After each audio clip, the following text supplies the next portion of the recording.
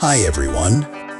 Today I'll show you how to upload and share files on Google Drive, super easy and completely free.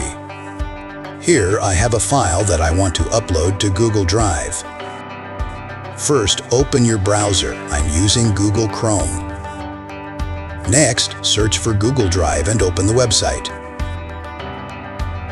If you're not signed in yet, go ahead and log in using your Google account. Now, click on My Drive. Then, drag your file into the empty space. Google Drive will automatically start uploading the file. Once the upload is complete, you'll see the file appear inside your Google Drive. To share it, click the Share button on the right side of the file.